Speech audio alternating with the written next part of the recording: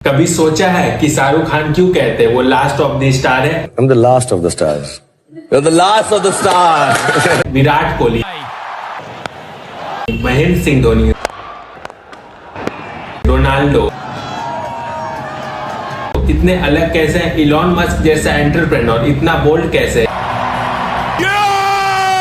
इनके अंदर इतना जज्बा कैसे आया? जितने भी सक्सेसफुल पर्सन हैं, Jeff Bezos, Bill Gates, Mukesh Ambani, Steve Jobs, इनके अंदर एक चीज कॉमन है, mindset. If you want to become a billionaire person, आपको कुछ भी अचीव करना है, कोई भी जॉब, डिग्री, अच्छी हेल्थ, अच्छी बॉडी, फ्रीडम, फाइनेंशियल स्टेबिलिटी, तो आपको सबसे पहले अपना माइंडसेट चेंज करना होगा, उसको ग्रो करना होगा। आपने कभी सोचा है दुनिया के उस 5% लोगों में जो सक्सेसफुल है, अपनी लाइफ में उन्होंने कुछ उखाड़ा है और आप में क्या डिफरेंस है? भगवान ने तो समय सबको उतना ही है। ऐसा तो नहीं कि आपके पास 24 घंटा है और उनके पास 30 घंटा है। डिफरेंस है तो सिर्फ माइंडसेट का। सक्सेसफुल पर्सन मैं कर सकता हूँ वाली सोच होती है, वो प्रॉब्लम का सॉल्यूशन ढूंढते हैं। वो लोग ऐसा नहीं है कि मेरे बस का नहीं है, मैं नहीं कर सकता। दूसरा डिसिप्लिन, हर रोज छोटी छोटी काम को पूरा करते हैं, पूरे लगन और कॉन्फिडेंस के साथ। समय का सही उपयोग करते हैं, टाइम पास नहीं करते। डिसिप्लिन ही है जिसने विराट के नाम के आगे किंग कोहली लगा दिया। दोस्तों, क्या आपको पता है विराट पहले बहुत अनडिसिप्लिन्ड थे। 2012 से पहले वो लगातार सारी मैच जीतते चले गए, जिसकी वजह से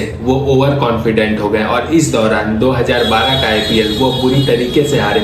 वो एक्सेप्ट ही नहीं कर पा रहे थे उन्होंने मैच हारा है और वो मेंटली बहुत डिस्टर्ब हो गए। मगर मैच के बाद जब वो अपने रूम में लौटे और शीशे के सामने बैठे, उन्हें साफ साफ दिखने लगा उनकी हार की वजह उन्हें साफ नजर आने लगी। उन्हें दिखा लगातार सक्सेस की वजह से वो खुद को फॉर ग्रांटेड लेने लगे और उनकी आदत भी मैच से पहले बिगड़ रही थी। मतलब ट्रेनिंग से लेकर डाइट तक कुछ भी खा रहे थे। 4 से 5 दिनों में 40 टॉफीज की पैकेट वो खत्म कर दे रहे थे। पर वो एक ऐसा मोमेंट था जब विराट ने रियलाइजेशन के जरिए अपने फेलियर को समझा और एक्सेप्ट किया। फिर उस दिन से निकल कर आया विराट का न्यू वर्जन। विराट सिर्फ क्रिकेटर नहीं बल्कि डिसिप्लिन का मिसाल है। उनकी सफलता का कारण है उनका फिटनेस, डाइट, मेहनत और लाइफ स्टाइल का कड़ा अनुशासन। अपने करियर के शुरुआती सालों में विराट उतने फिट नहीं थे। 2012 से 13 में उन्होंने फैसला लिया कि अगर उन्हें बेस्ट बनना है तो उन्हें फिटनेस को भगवान की तरह मानना पड़ेगा। उन्होंने जंक फूड को पूरी तरीके से छोड़ दिया, स्ट्रिक्ट डाइट और जिम रूटीन को अपनाया। विराट डेली सुबह उठकर 5 बजे जिम जाते हैं। रनिंग, स्ट्रेंथ ट्रेनिंग और रिकवरी पर फोकस किया। आपको पता है विराट अल्कोहल एडिक्ट भी थे, पर उन्होंने शराब, पार्टी, इन सब चीजों को अपने लाइफ से कम कर दिया। इतने सब चीजों को सेक्रीफाइस करने के बाद आज दुनिया उन्हें फिटनेस आइकन मानती है। माइंडसेट कई टाइप के होते हैं। हर व्यक्ति के सोचने का तरीका उसके लाइफ, सक्सेस और डिसीजन पर बड़ा असर डालता है। पहला है फिक्स्ड माइंडसेट, मैं जैसा हूँ वैसा ही रहूंगा, बट ये गलत है। आपने जितने भी रिच पर्सन को देखा है उनका एक ही सोच होता है, मैं और रिच कैसे बनूं। टॉप रिच लोगों में एक ही चीज कॉमन होता है, जब उनके पास पैसा होता है वो पैसिव इनकम और इन्वेस्टमेंट की तरफ ज्यादा जाते हैं। मैं ऐसा क्या करूं जिससे मुझे घर बैठे पैसा आए। इसके लिए वो इन्वेस्टमेंट करते, रियल एस्टेट में वो इन्वेस्ट करते, क्योंकि कुछ ऐसी चीजें है जिसका प्राइस कभी कम नहीं होता, हमेशा वो आपको अच्छे रिटर्न ही देते हैं। प्रॉपर्टी का रेट हमेशा बढ़ता है, गोल्ड का रेट हमेशा बढ़ता है। इसलिए रिचेस्ट लोग कई सारे फार्म हाउस और अपार्टमेंट को खरीद कर रखते हैं ताकि बाद में उन्हें उसे सेल करने के बाद अच्छा रिटर्न्स मिल पाए। Shares, mutual fund, index, digital gold, crypto, इन सब चीजों में इन्वेस्ट कर सकते हो। बट यहाँ पर कई सारे स्टूडेंट्स ऐसे होंगे जो कि बहुत पुअर फैमिली से बिलोंग करते होंगे, उनका कंडीशन ऐसा होगा वो किसी चीज में भी इन्वेस्ट नहीं कर सकते हैं।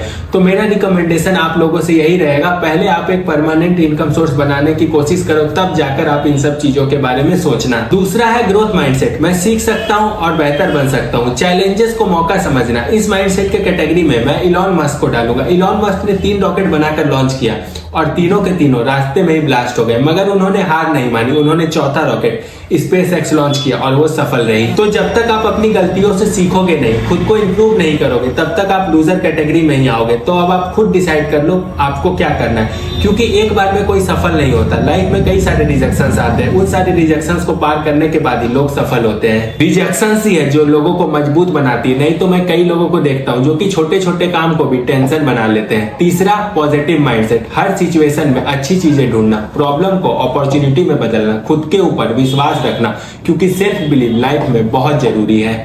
खुद पे भरोसा नहीं रखोगे तो दूसरे कैसे रख पाएंगे। आज से 1 साल पहले 2024 में एक मूवी आई थी लकी भास्कर। इस मूवी में भास्कर को बहुत गरीबी स्थिति में दिखाया गया। वो बैंक में काम करता था और वो बैंक के पैसे को शेयर में इन्वेस्ट करता था। ये चीज करने में उसे काफी कठिनाइयों और रिस्क का सामना करना पड़ता था, क्योंकि उसके पास और कोई ऑप्शन नहीं था। एक तरफ पिताजी घर में बीमार रहते थे, दूसरी तरफ बच्चे की फीस, लेकिन फिर भी वो अपने पॉजिटिव एटीट्यूड की वजह से ये सब कर लेता था। और उसको उसके पॉजिटिव एटीट्यूड ने उसके शहर के अमीर लोगों के लिस्ट में उसे शामिल कर दिया। चौथा है नेगेटिव माइंडसेट। हर चीज में कमियां निकालना, मेरे पास नहीं है, हर चीज में एक्सक्यूजेस देना। पांचवा है एबुडेंस माइंडसेट। ऐसे सोच वाले लोग दूसरों की सफलता से प्रेरित होते हैं, उन्हें अपना आइडल मानते हैं, उन्हें अपना इंस्पिरेशन मानते हैं। दूसरों की हेल्प करना इनके बिहेवियर में शामिल होता है। यह माइंडसेट पैसे, रिश्ते, खुशी तीनों में ग्रोथ देता है। 6 नंबर पे आता है स्कैरसिटी माइंडसेट। सब कम है, मैं पीछे रह जाऊंगा, दूसरों की सफलताओं से जलते हैं। 7वां है प्रोएक्टिव माइंडसेट।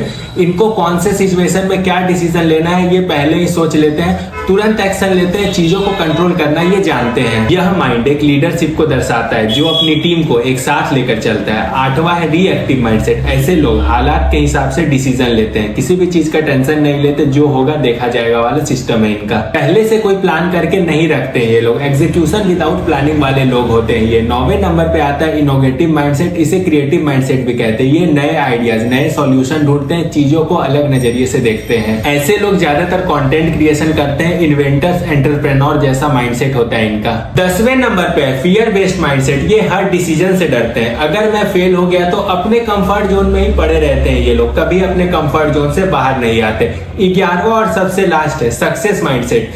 ये सिर्फ अपने लक्ष्य पर फोकस करते हैं। इस माइंडसेट के कैटेगरी में मैं महाभारत के अर्जुन को डालना चाहूंगा, क्योंकि अगर आपने महाभारत देखा है तो एक दिन गुरु द्रोणाचार्य अपने सभी शिष्यों को लेकर जंगल में चले गए और एक पेड़ के ऊपर एक लकड़ी की चिड़िया को रख दिया और अपने सभी शिष्यों से पूछ रहे थे, अगर मैं तुम्हें तीर चलाने बोलूं तो तुम्हें क्या दिखेगा? सब लोग अलग अलग जवाब दे रहे थे। कोई सिर्फ चिड़िया बोल रहा था, कोई चिड़िया की पंख बोल रहा था, कोई चिड़िया की गर्दन बोल रहा था। लेकिन जब अर्जुन से पूछा गया, अर्जुन तुम्हें क्या दिख रहा है? अर्जुन ने कहा, गुरुदेव मुझे सिर्फ चिड़िया की आंखें दिख रही है। गुरु द्रोणाचार्य ने बोला, अर्जुन तो तुम चलाओ तीर। अर्जुन ने तीर चलाया और तीर सीधे जाकर चिड़िया के आंख पर लगी। ये आपके लिए लक्ष्य पर फोकस का एग्जाम्पल है। ऐसे लोगों में कंसिस्टेंसी, मेहनत और सेल्फ बिलीफ ज्यादा होता है। ऐसे लोग नॉर्मल लोगों से एक्स्ट्रा ऑर्डिनरी होते हैं। अब आप देख लो आप कौन से माइंडसेट के कैटेगरी में आ रहे हो। अगर आप कोई बेकार माइंडसेट के कैटेगरी में आ रहे हो तो आप खुद को इंप्रूव करो, एक पॉजिटिव एटीट्यूड और एक पॉजिटिव माइंडसेट बिल्ड करो अपने अंदर। अब बात करते हैं प्लेयर माइंडसेट के बारे में। Focus on the game, not the noise. ध्यान सिर्फ गेम पर, लोग क्या कहेंगे,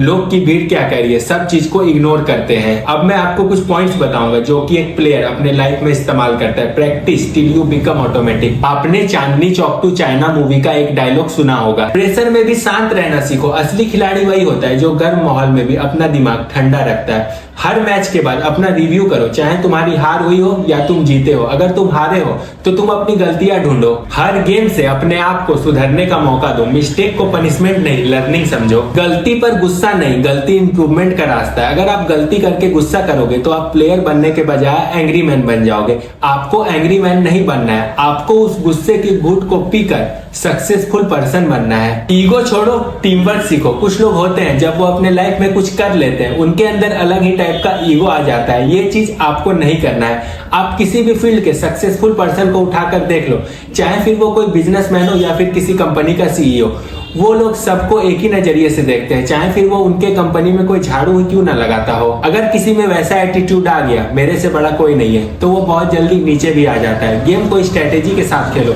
सिर्फ पावर से नहीं, दिमाग और स्किल का इस्तेमाल करो, तभी आप जाके विक्ट्री हासिल कर पाओगे। आप अपनी फील्ड के टॉप 1% में आओगे आप, क्योंकि हर प्रो प्लेयर की ताकत उसकी स्ट्रेटेजी में होती है, ना कि सिर्फ आप बैल की तरह अपने पावर का इस्तेमाल किए जाओ। कई बार जो काम एक तलवार नहीं कर पाता वो एक छोटी सी सुई कर देती है। बॉडी और माइंड दोनों फिट रखो, क्योंकि स्ट्रेस, एंजाइटी हर चीज होती रहेगी लाइफ के अंदर और वो कभी कम नहीं होगी। आप ये मत समझना कि स्कूल में है कॉलेज में कम होगी, कॉलेज में है नौकरी में कम होगी। नेवर गिव अप वाला एटीट्यूड रखो। खत्म तभी होता है जब आप खुद हार मान लेते हो। कई सारे मैचेस लास्ट सेकंड में पलट जाते हैं, जैसे कि आपने कई सारे क्रिकेट मैचेस में देखा ही होगा। लगता है कि सामने वाली टीम जीत जाएगी, लेकिन अचानक से चौके छक्के लगना स्टार्ट होते हैं और दूसरी टीम जीत जाती है। इस वीडियो को देखने के बाद अगर आपको आपके अंदर की कमी दिखाई दी हो तो आप अपने अंदर की कमी को सुधारिए, अपने लाइफ पर फोकस करिए और एक ग्रोथ माइंडसेट बिल्ड करिए।